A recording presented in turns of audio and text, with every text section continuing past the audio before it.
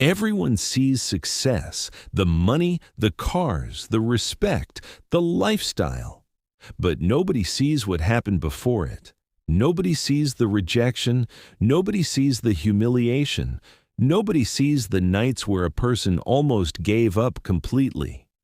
This is not just a success story. This is a story of failure, repeated again and again, until failure finally gave up first. This is the story of Ethan. Ethan was not born into success. He was born into survival. A small rented house, old walls, broken furniture, and a family that worked every single day just to afford basic food. His father worked long hours in construction. His mother cleaned houses for extra money. There were days when dinner was not guaranteed. And Ethan learned something very early in life. Nothing comes easy. While other kids talked about dreams like a game, Ethan treated dreams like responsibility.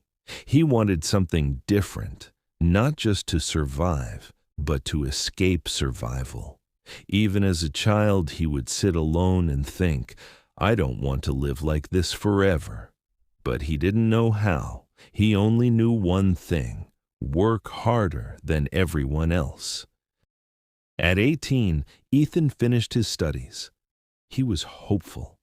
This was supposed to be the start of his life, a job, a career, a future.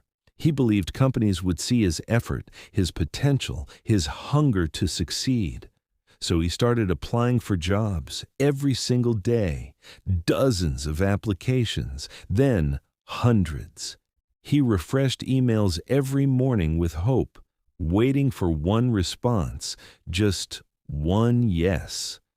But instead, he got silence, or rejection. The first rejection didn't hurt too much. He laughed it off. Maybe next one. But the second rejection made him pause.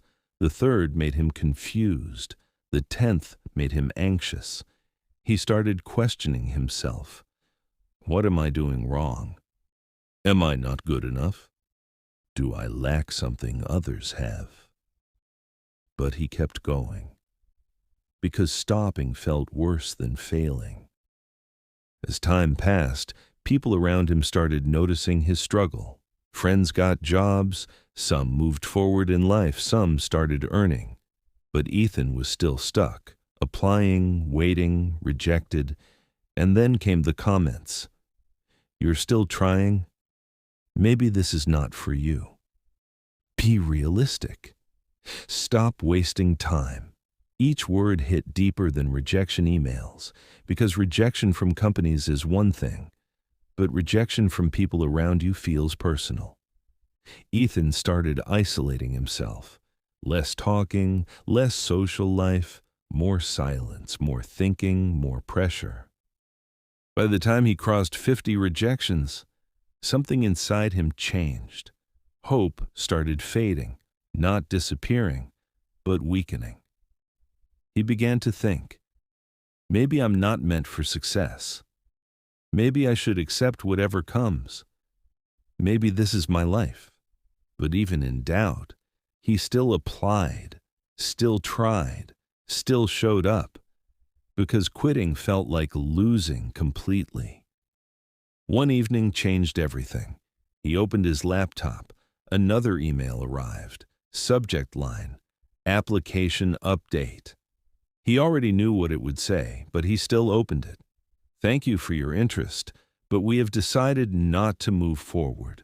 100th rejection. Exactly 100. That moment, something inside him broke, not loudly, not dramatically, silently. He closed the laptop, sat on the edge of his bed, and for the first time in years, he felt empty. No motivation, no hope, no direction. He whispered to himself, maybe they were right. That night was the darkest of his life. But something unexpected happened. He didn't sleep properly. He kept thinking, replaying everything, every rejection, every insult, every failure, and slowly, a thought formed inside him. What if this is not failure, but training? What if I'm not being stopped, but prepared? That thought changed everything, not instantly, but deeply. By morning, he made a decision, not emotional, not dramatic, but final. I will not quit. Instead of applying blindly again, he changed his approach. He stopped chasing opportunities and started building himself. He learned new skills. He studied online. He practiced daily. He improved his resume. He analyzed interviews.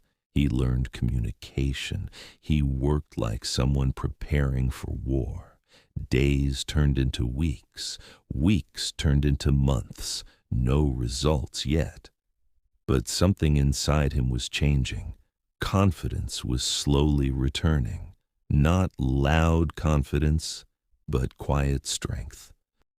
Then, one day, a small opportunity appeared. A small company. A simple job opening. Nothing special. But it was everything. Ethan applied, not with desperation, but with preparation. This time, he was different. He wasn't hoping. He was ready.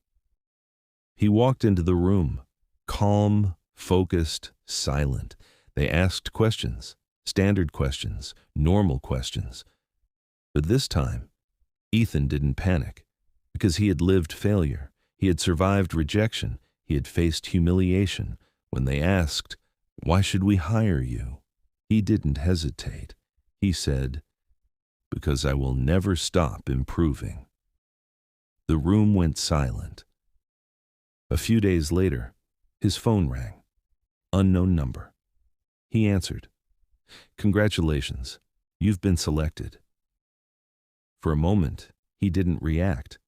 He just stood still, processing, feeling, understanding, one yes after 100 no's, and that one yes changed everything.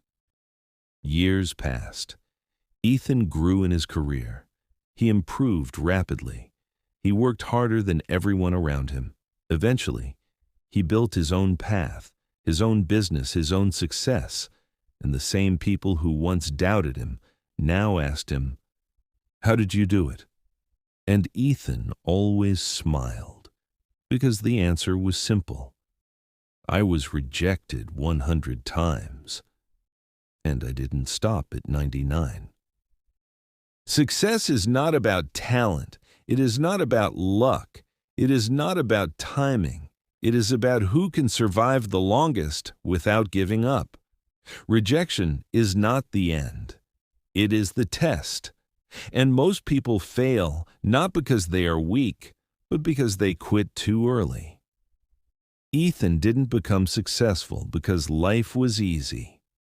He became successful because he refused to stop when life was hardest. And maybe, just maybe, your 100th rejection is closer than you think. But so is your success.